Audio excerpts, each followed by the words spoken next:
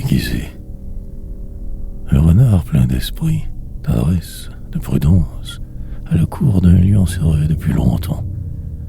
Les succès les plus éclatants avaient prouvé son zèle et son intelligence.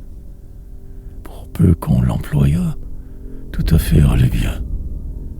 On le louait beaucoup, mais sans lui donner rien. Et l'habile renard était dans l'indigence. Lassé de servir des ingrats, de réussir toujours sans en être plus gras, il s'enfuit de la cour. Dans un bois solitaire, il s'en va trouver son grand-père, vieux renard retiré qui jadis fut vizir. Là, comptant ses exploits, et puis les injustices, les dégoûts qu'il eut à souffrir, il demande pourquoi de si nombreux services n'ont jamais pu rien obtenir.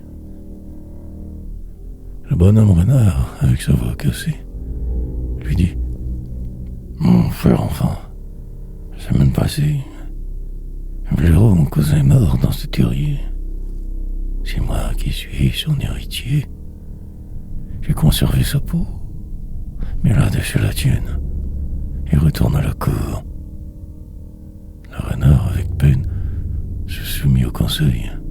Affublé de la peau de feu son cousin le blaireau, il va se regarder dans l'eau d'une fontaine.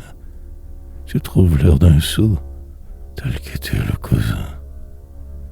Tout honteux de la cour, il reprend le chemin. Mais, quelques mois après, dans un riche équipage, entouré de valets, d'esclaves, de flatteurs, comblé de dons et de faveurs, il vient de sa fortune au vieillard fait hommage.